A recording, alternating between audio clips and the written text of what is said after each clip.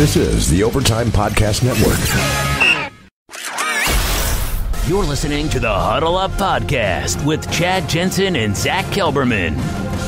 Join Broncos Country's deep divers at milehighhuddle.com and sound off. And now it's time to drop some knowledge. Welcome in, everybody, to the Huddle Up Podcast, presented, as always, by Mile High Huddle 24/7 Sports. I'm your host, Chad Jensen. With me is my partner in crime. You guys know him as your Denver Broncos reporter for 24/7 Sports. He is Zack Kelberman. Zack, we're going to dive into this Woody Paige article on Vic Fangio, but some pretty interesting stuff we're going to get to later on here in the pod. Yeah, it's illuminating considering what's happened in the Super Bowl and how the Broncos deviated from the norm and not hiring an offensive-minded coach, kind of going against the grain and getting a defensive mind. Based on this article and the way the league is now shifting based on what the Patriots did, the Broncos could have the best coaching hire of the offseason. That's right. We're going to get to that here in just a few minutes. First, a few matters of business. You guys know the story. Follow the show on Twitter at HuddleUpPod. Why? So that you can get in on our Twitter mailbags. You can get in on any of our engagements where we ask for your thoughts, your ideas, the type of topics you want us to cover in the pod. That's how you do it. Also, make sure you leave a creative review and rate the show. Give us a 5-star rating, especially key on iTunes, but you might be listening on iHeartRadio. You might be listening on CastBox, TuneIn. You might be listening on Stitcher. Wherever you listen to the show, leave a creative review, rate the show, and then also help us out by spreading this love around on the Huddle Up Podcast by sharing it out on Facebook, Twitter, Reddit, whatever social media accounts that you have. Help us out. Share the show. Retweet when you see us tweet. Things like that can really help the show. Other than that, we have a lot to get to today. But first, what we're going to talk about before we get to the Fangio article, we're going to close with the Fangio article. First thing, though, is it's this time of year where in the offseason, a lot of fans don't really know what to expect. There's a lot of dates coming up in terms of crucial moments in the offseason and pivotal points for the Broncos that you as a fan need to be made aware of. In fact, Zack, as your Broncos reporter for 24/7 Sports, did his duty in publishing an article about a week ago that covered and touched on the key dates coming up that Zack and I wanted to riff on a little bit and discuss on the podcast today. And Zack, the first one is February 19th, which isn't too far off. This podcast is coming to your ears on February 12th on Tuesday. So it's only a week out. February 19th is the first day for the Broncos to designate franchise or transition players. Now, what that means is you go back in time for context. The Broncos last utilized the franchise tag, as Zack wrote in his article, on Von Miller back in 2016, right after the Broncos won the Super Bowl, and they used that to kind of lock him up so they could negotiate a long-term extension. But, Zack, it doesn't seem like there's really anyone this year that the team would plan on using a franchise or transition tag on. You know, in a perfect world, you maybe would have hoped that last year Shane Ray would have hit it out of the park in a contract year and they could tag him and trade him or something like that, but Yeah, they don't have any candidates as it stands right now, and they would pay that guy the average of the top contracts at that player's position, and none of the Broncos free agents are deserving of that one-year contract, which would hamper what the Broncos can do financially this offseason. They're going to need to kind of count their pennies. They're going to have some money to spend, but they're really going to have to be frugal and devote that money to where it should be devoted to and not slapping a franchise tag just to slap it on someone. So I don't anticipate that happening at all. The next date is February 26th through March 4th, which is the NFL Scouting Combine, which obviously you all know the NFL world, executives, coaches, scouts, all forms of NFL personnel descend on Indianapolis for this annual event where the top prospects of the draft come in and they test physically, they do their weigh-ins, they get measured, they interview, and a lot of crucial intelligence comes out of that event that informs what happens in the NFL draft. Now, Zack and I have some things in the works. We're not quite ready yet to announce anything, but keep your eyes open for some really fun, really exciting news from the Huddle Up Podcast and MHH 247 soon as it relates to the Combine. But Zack, I'm really looking forward to that just as a fan of football to get to see some of these prospects out on the turf, so to speak, running the 40, doing all the different drills, testing, and then also some of the buzz that's going to come out of their respective time at the podium and some of the interviews. Oh, I am too. And, now that NFL Network covers it and social media with the advent of that, it's covered so closely, we can really get a behind-the-scenes look of what goes on there with all the interviews and the workouts and what they're put through. It's such a fascinating look behind the veil and seeing what the NFL world does in that setting with the top prospects. And this is such a crucial draft for the Broncos this year that Elway has to hit on. Obviously, Drew Lock will be there. They're going to have their quarterbacks there. A lot of Broncos players, future Broncos players, I should say, and Elway and the new Broncos coach, Vic Fangio, and this kind of sets the table for what they're going to do in free agency as all the NFL GMs and coaches are there. There's one big melting pot of rumors, and this is where those rumors start, and this is, the immaterializes in free agency and the draft. So it's always an exciting period, and I can't wait for it to get here. Again, stay tuned for some news that Zach and I hope to unveil to you as it relates to the show and the website and the Combine here very soon. So stay tuned for that. The next thing is March 11th. That's when the legal tampering window opens as it relates to free agency. So this is the period before the signing period. So NFL teams and agents are permitted to speak. They can reach agreements on deals, even though the contracts cannot formally be executed or signed, etc. So last year, as you wrote in the piece, Zach, the Broncos were able to sign quarterback Case Keenum during the first day of the tampering window. Yeah, and I kind of hate this because it kills free agency for everything, because most of these deals are struck within the early hours of this tampering period. There's always those back channel deals and those wink nod deals that happen, but now it can be finalized before it even begins. And when March 13th rolls around, there's going to be just a fizzle, not going to be any big explosions going on. And the Broncos landed their quarterback, Case Keenum, literally minutes after that window opened, because Elway likely had some sort of a framework of a deal set up in place. But the Broncos will be active this year. They're going to go after quarterback, secondary, pretty much every position but quarterback. Elway will be on the horn, and I expect him to close some deals right after that window opens. Speaking of which, the window officially opens March 13th at 2 p.m. Mountain Time. So that's going to be an exciting day for all of Broncos country. And as Benjamin Albright elucidated on the Building the Broncos podcast last week, and then our Nick Kendall broke down in great depth and detail in a written article, there are three free agents in particular, that your Denver Broncos apparently have their eyes set on, and it shouldn't come as a shocker. One, you got Adrian Amos, the safety from Chicago, who the Broncos can probably land on a little bit more affordable deal than going out and trying to pursue a guy like Landon Collins if the Giants do, in fact, let Collins go. Then you got the off-ball linebacker in Baltimore, similar thing with C.J. Mosley. If the Ravens let him go, the Broncos are going to go all in to try and get Vic Fangio, his general field lieutenant for that defense. And just like yesterday's episode, Eric Trickle kind of helped everyone understand why the linebackers are so important in Fangio's scheme. And then the third guy was the offensive tackle from Miami, Juwan James, who could come in and permanently fill that right tackle spot. So a lot of exciting things, Zach, in the works, including, the Broncos are going to have to figure out what to do with their own free agents. Matt Paradis, Bradley Roby, Domata Peko come to mind as far as the unrestricted guys. Yeah, Elway has a ton of decisions to make, and it's not enviable at all, the position he's in. And a couple other names to keep in mind for the Broncos is Bryce Callahan from the Bears, Eric Kuss from the Bears, offensive lineman. Callahan's a corner. And also Aaron Lynch, pass rushing outside linebacker, can be that third pass rushing option behind Von Miller, Bradley Chubb, if Jeff Holland doesn't work out there. But Elway will be very, very active, and he's going to have to come to terms with what he wants to do. Of that lot, I would make a serious push for Matt Paradis.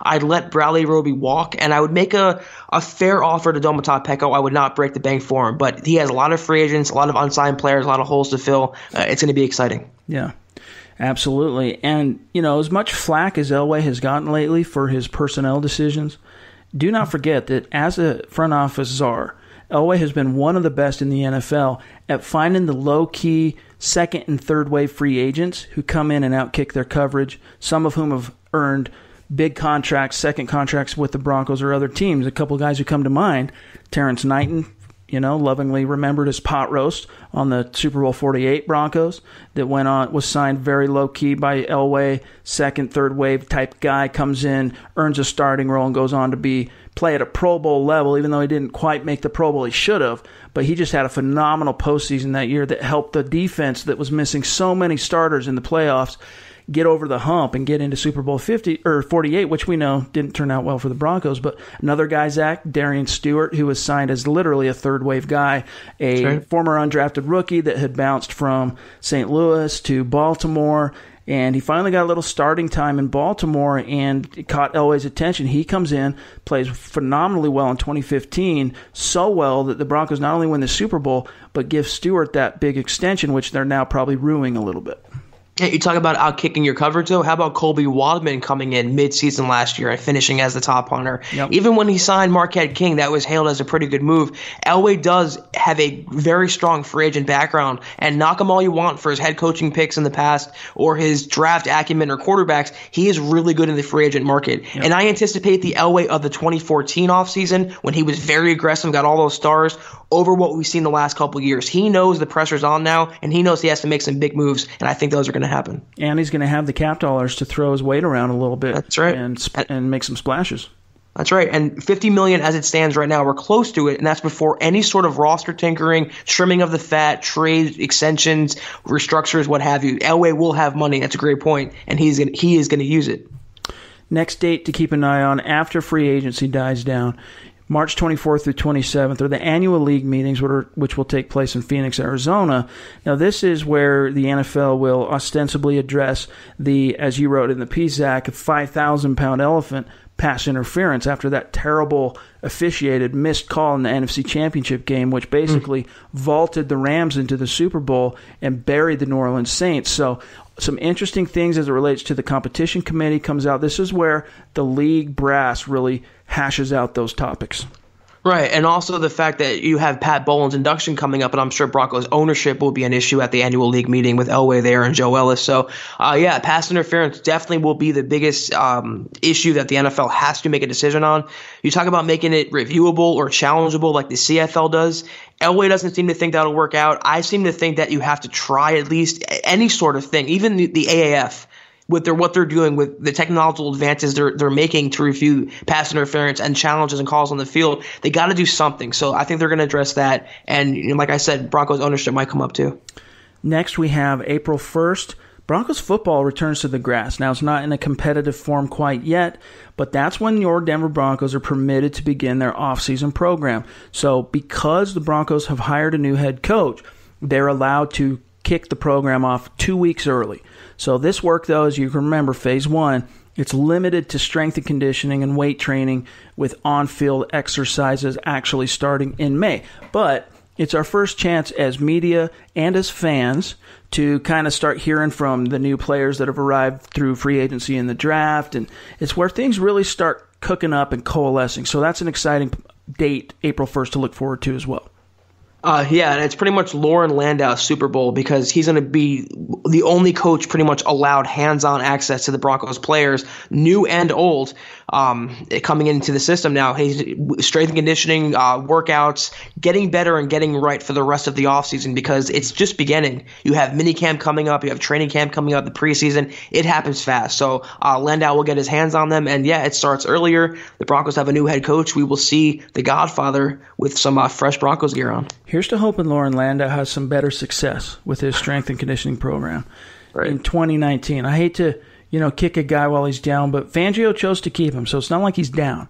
But the Broncos were just bitten so badly by the injury bug, so consistently, one after the other, like dominoes falling, that, I'm not a guy who typically believes in coincidence.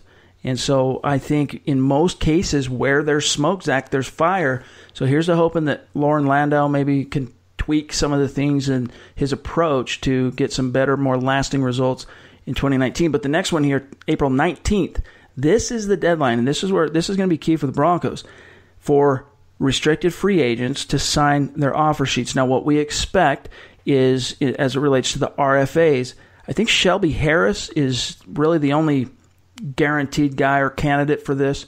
Mm-hmm. Probably a second-round tender in order to completely discourage outside teams from swooping in and signing him to an offer sheet, but it's April 19th.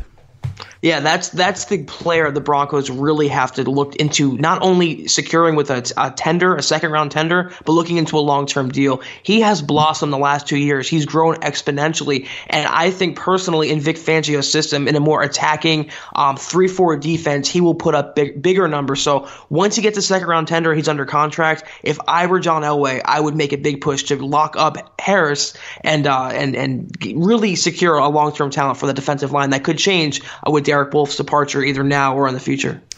The last date that we're going to talk about today as it relates to key offseason dates to look forward to, April 25th, y'all. That's when the NFL draft officially kicks off. Your Denver Broncos, as we've been talking about this since the season ended, and we're going to continue to talk about until this very day. That's when the NFL draft kicks off. Your Broncos holding the 10th overall pick. We all expect it to be a quarterback, but so much can change between now and then in terms of teams vaulting and leapfrogging each other to get into position. But it's obviously a day that we're all going to savor, Zach, and I think you and I in particular, after all the time we're going to spend between now and then talking draft, talking quarterbacks, the combine, everything else, we're going to be really looking forward to this day.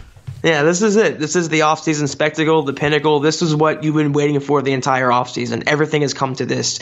For us, Chad, for you and I in the media, for everyone else, it's busy. It's a busy couple days, but it's why we love it. For the Broncos, I want to see what Elway does now in his first draft without Gary Kubiak in the office. You know, he left to Minnesota. Now he's back to just Matt Russell there. He has Vic Fangio coming in, new coaching staff. I want to see how he trusts his instincts, he trusts his scouts, he trusts everything, and how it coalesces for the Broncos. Whether he comes out of that first round with a quarterback, whether it's Drew Lock, what position he goes to, it's going to be certainly a sight to behold. All right, so we're going to dive in to this article, this excellent piece written on Sunday over the weekend by Woody Paige, touching on some crucial takeaways from Vic Fangio when we come back. This is the Overtime Podcast Network. All right, so over the weekend on Sunday, Woody Paige of the Colorado Springs Gazette published a phenomenal article, included some interview clips from Mr. Vic Fangio. But the big takeaway here, now obviously Fangio hired, a couple weeks into January, whatever it was. He's kind of had some time to settle in a little bit to his role as the head coach. Zach and I have kind of questioned why they didn't go to the combine to the Senior Bowl along with Elway and the scouting staff. And it's because he had things to take care of on the home front in terms of getting his new coaching staff in place and evaluating the roster. So he's had a little bit of time, Zach, to settle in. And so in walks Woody Paige to have a conversation. He's kind of invited into the inner sanctum, if you will, of Vic Fangio's expansive office at Dove Valley. And one of the crucial takeaways from this conversation relates to Super Bowl 53, in which obviously the New England Patriots completely stymied what had been a pretty high-flying Rams offense. I mean, that's one of the reasons, obviously, or the reason Sean McVay and any acolyte or any player tied to Sean McVay offensively has been the bee's knees in the NFL the last 2 years, because the offense has become a prolific machine. And yet, Super Bowl 53, everyone's trying to credit Bill Belichick for coming up with this phenomenal scheme that just shuts down the Rams.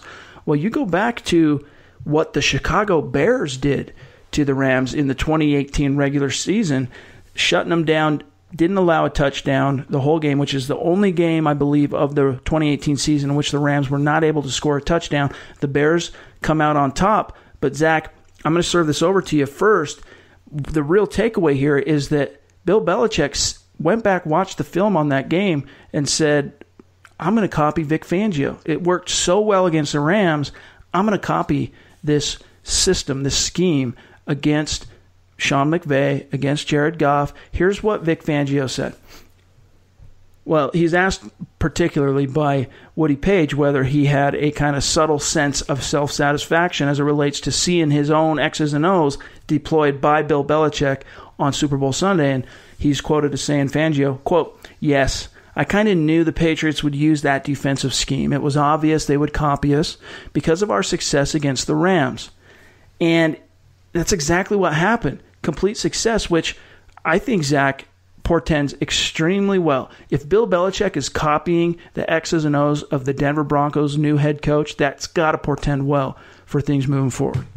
To me, this is an amazing revelation, is the fact that Bill Belichick, the revered coach, the best coach in all of football, and arguably the GOAT, is saying that the Broncos' new head coach literally copied his defensive game plan, which was brilliant in the Super Bowl, defending that Rams offense. It was that 6-1 defensive front where you put 2 more players come down in the box, play 6 linemen, not 6 linemen, but 6 players on the line of scrimmage, take away the flats, take away the running lanes, take away those jet sweeps, those motions. That's how you scheme around and shut down an explosive offense. And I'm not sure, I don't have the stats in front of me as to what the Bears did statistically to the Rams in that game, but he did cause the Rams a lot of trouble. And Bill Belichick, obviously being the film, nerd that he is, he watched that and used that, and that's why they won. So for him to come out and say that, to me, that's why I think the Broncos really got a good guy. And this is why I was pounding the table for Vic Fangio, because not only is he old school, he adapts, he evolves, to use Elways' word. And that's why his defenses, year after year, no matter who he's with, are always among the NFL's best. Here's what Fangio said about that 6-1 scheme that was a predominant system in the 60s, and defenses eventually evolved. But he said, quote, "When you started covering the NFL in the 1960s," referencing that he's a young man in comparison to the other men at the table, "a lot of teams were running the 6-1. Defenses evolved into the 4-3 and then the 3-4, closed quote. But it talks about the 6-1 umbrella defense, 6 linemen, 1 linebacker, 4 defensive backs. And the way that it worked to beat the Rams for the Bears and then also for the Patriots was in the 6-1, and this is from Fangio's from Woody Paige's piece. In the 6-1, he had 4, 5, 6 linemen put extreme pressure on Jared Goff and perplex Rams coach Sean McVay. The two would communicate, Sean McVay and Jared Goff, on the headset about what the defense was showing them up until the 15-second mark on the play clock when the NFL cuts off the signal.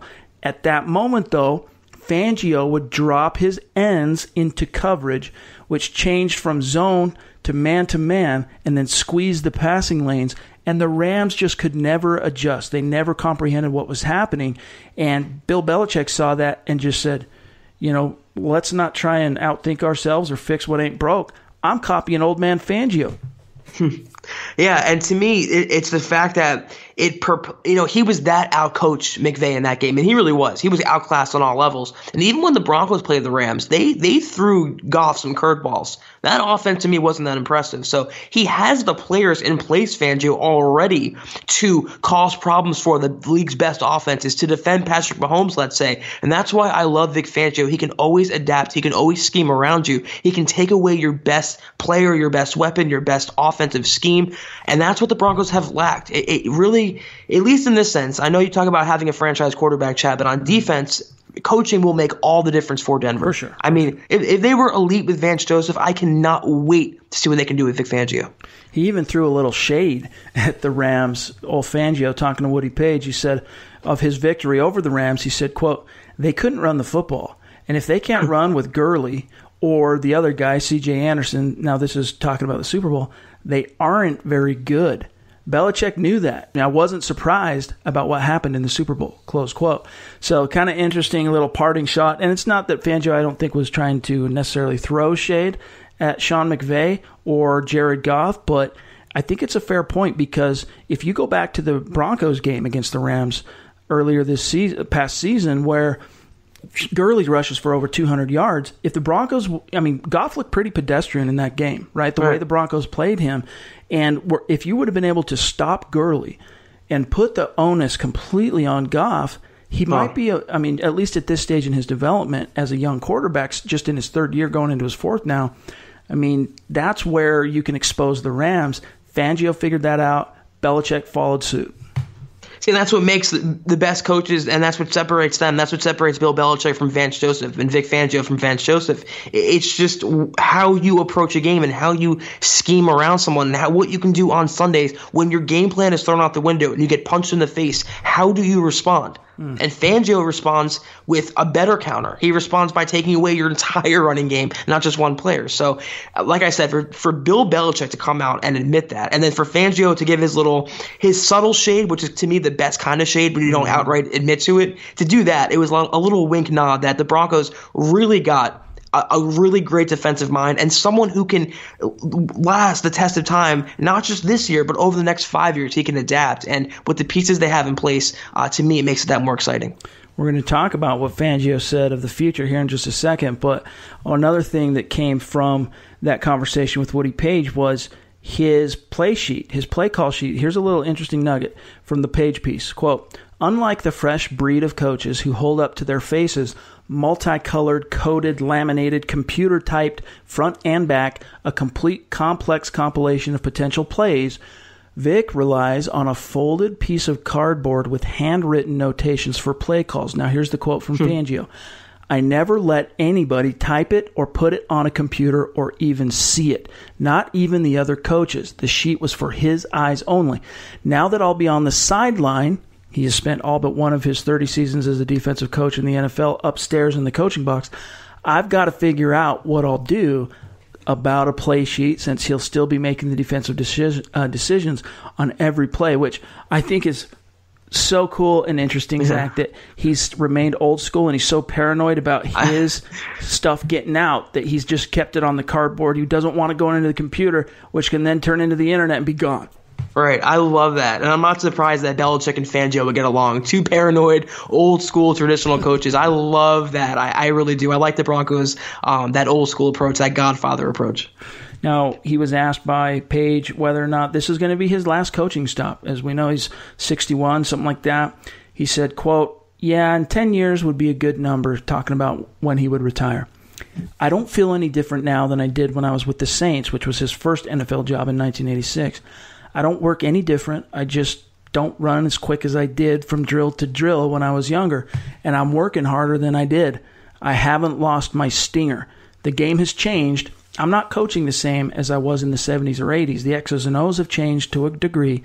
The players are different, and the surroundings of the game, the media, the internet. Back then, there were the big market teams that got all the attention. Now, with the internet, every team is a big market team. Salary cap, rule changes. The game has constantly changed, so I'm not bored. I like the challenge of the game." And then he asks himself a rhetorical question, Zach. Here's where it gets interesting. "What's my goal? Obviously, everybody wants to win Super Bowls, but I get a real kick out of seeing players improve and teaching all the little things. We, defensive coaches I've been with, have been successful with players who were drafted high, and it didn't work out for them with that team. We've gotten them and turned their careers around. I look forward to coaching the low-drafted, undrafted young men. I like the relationships with the players. I'm not a guy who gets buddy-buddy with a player. I'm not going to chest bump a player, and I don't think I will here, but maybe someday I'll get excited and do it. But my approach with the players lasts a long time. One of the most gratifying things about getting this job was getting phone calls and texts from players going back to the 80s. I've had a great relationship with players without being their buddies. That means a lot of me that they still care." That's such refreshing candor from Fangio. You don't hear coaches talk like that too often. And what I love about him is he is willing to adapt his scheme and his system and what he brings to the table professionally, but he's not willing to compromise himself personally. He's not willing to change who he is just because the times are changing. He's still Vic Fangio, who he was in the 80s, his personality in the 70s. The age doesn't matter for him. I mean, the game is changing, but he will not. And that's what the Broncos need, a steadying hand. They don't need club med. They don't need a player's coach. They don't need Vance Joseph trying to be buddy-buddy with them. They need someone getting in their face and holding them accountable and instilling discipline. And this is why they hired him. And that quote, to me, if you're not excited about Vic Fangio, read that quote and tell me you're still not excited, and I really have to doubt your Broncos fandom. And here's the last thing we'll talk about as far as this particular piece that really gets me excited. He says, quote, "Fangio, I was perfectly happy in Chicago. We'd gone through the hard years, and we finally got some players and won. And I could have stayed there for another 10 years if they had kept me." And then he's finally asked the important question by Paige, "Will you be as patient as the Broncos head coach?" Vic pauses for several seconds, then says, quote, "That's a difficult question. If I say I'm not going to be patient, you and everybody else will think that I'm going to make some knee-jerk, short-term decisions that won't have long-term benefits. What we've got to do, I believe, is let's go out there and evaluate this team, find out where we need help, make some good choices for the future, not just for today, if I'm making sense. If I'm not looking to go 4-12 or 5-11 thinking we're rebuilding, but we must realize that 2 years from now, 3 years, that we did in the 2019 season was why we're at that point. We have to establish a work ethic in the players here and work very hard in the acquisitions of players in the draft and free agency. And here's what happened to the Bears before I got there. What they were doing was putting Band-Aids on every little problem. Sound familiar, Broncos? Hoping that they would be a good team the next year. By the time we got there, they sucked. They were old. No young talent, no nothing. I've coached on 2 expansion teams in Carolina and with the Texans, and our roster on defense when I was hired was worse than those expansion team defenses, talking about Chicago. We can't let that happen here. We can't do everything to just get to 8-8 now and be 3-13 in 2021. Does that mean that we won't get a veteran in free agency that'll help us for a year or two? We can do that, but we can't go and throw a bunch of stuff against the wall and hope that it sticks. And then last thing, asked specifically about a future quarterback. Quote, do we go for a high draft choice and find out he's not what we hoped he'd be? Or throw a ton of money for somebody, a veteran, and he turns out not to be worth it? We have to be smart. Close quote. So that's a massive information dump there. But Zach, if you're reading between the lines in terms of, you want to talk about a paradigm shift, a culture shift, realignment of priorities, and really how the game is viewed, the Broncos are undergoing that with Fangio at the helm on the coaching level, and I'm really excited to see how that translates philosophically to the personnel acquisition phase that's going to happen through free agency and the draft. If I'm reading between the lines, it's that Vic Fangio is onto you, John Elway, and he sees what the Broncos have done the last couple of years, and that Band-Aid quote, as you pointed out, Chad, that sticks out. That's exactly what the Broncos have done the last couple of years, at least with Elway, is plug the holes with gum and any other thing that can stop the leaks, like Case Keenum, for example. Vic Fangio is not going to blow smoke, and that's what the whole quote was. He's going to assess this team as what they are, but he's going to look in the mirror and be realistic and not just be optimistic for the sake of appeasing the media or his bosses. He's going to tell it like it is, and I love that. I love that refreshing take by the Broncos coach. They haven't had that for some time. Even Gary Kubiak wasn't like that much. So the Broncos 2019, I hate to say it, he will get a honeymoon year, and I've written about this, Fangio. It might not be a competitive year. I mean, competitive could be determined as they have a franchise quarterback on the roster, they're developing him, they're going in the right direction. But 2019 could be a rough year, but they can turn the page to the next decade with 2020 and beyond. And that's what I think he's saying, is that it might be a transitional period, but he wants to get them in a place where they can sustain success and not have success and then end up right back where they are right now. Yeah, in a sense, it's kind of on par with Elway's public talking trope, win now and from now on. Yeah, you want to win now, but what Fangio's saying here is what's more important is to do things the right way, acquire the right players so that you are able to win from now on. And so the biggest question mark here for this team remains the quarterback position. But even if the Broncos swing and miss on a quarterback in this draft, in terms of not being able to draft a guy, you got Case Keenum who can hold the fort down and probably play we talked about this on the last few podcasts. Benjamin Albright talked about it. I mean, you can win with Case Keenum if the coaching is where it needs to be, focusing on the quarterback's strengths. The X's and O's are key, and you got a good defense. So the Broncos, they're lining up to be able to do that in a worst-case scenario, but I still think they have to. But it's still short-term. It's still Band-Aid over bullet hole. You got to solve the quarterback position. But I still think with Fangio, Zach, when I'm reading this, go back to his introductory press conference and everything we've learned about Vic Fangio, it feels like the Broncos have really exorcised the demons finally. They're turning the page. Yep. There's a new sheriff in town, so to speak. And it's not, I think it's almost like Elway, when he finally met with Fangio that Monday, that it was almost like a relief for him to talk to a guy who he maybe felt like knows more than he does in terms of, look, I don't have to be the guy completely carrying this thing on my shoulders. I got a guy that I can not only use as a resource to help me as a GM, but I got a guy I can trust to teach, to coach, to lead this team into the future.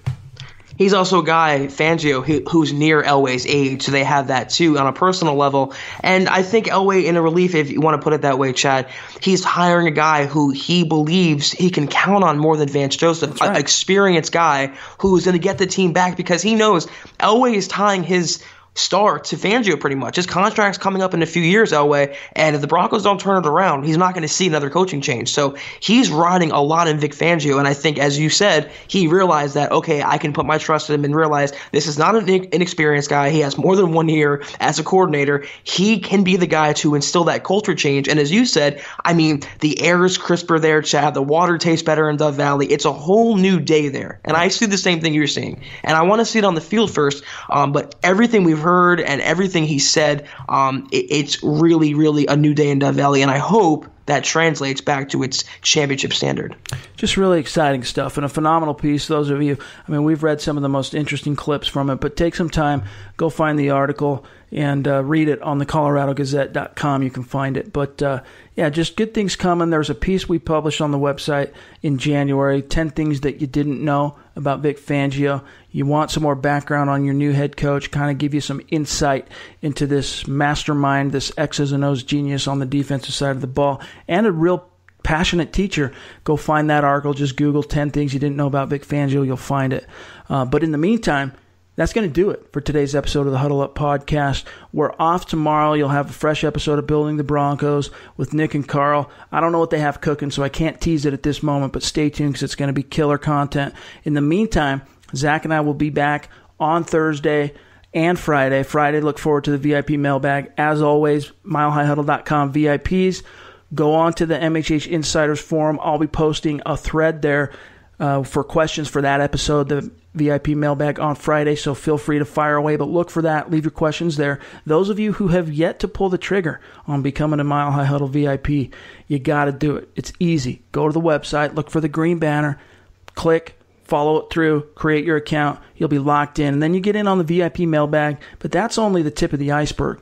You get access to 100% of the content we produce on the front page, plus access to our VIP member-only message board, MHH Insiders, where guys like me, Zach, Eric Trickle, Nick Kendall, we're dishing and sharing all the inside information we pick up, which this time of year is when we get the most as far as the free agency period, the NFL draft. So if you haven't made that decision to pull the trigger and become a VIP, I'm telling you right now, we appreciate you listening to the pod. We appreciate you reading the front page, but you're missing out. You're only getting the tip of the iceberg. So pull the trigger on that. You have my word. You have Zach's word. All of us. You will not be disappointed. In the meantime, follow the show on Twitter at HuddleUpPod. You can find Zach at Kelberman247, myself at Chad and Jensen. Enjoy Wednesday's pod on Building the Broncos. Zach and I will see you again on Thursday. For Zach, I'm Chad. We'll talk to you soon.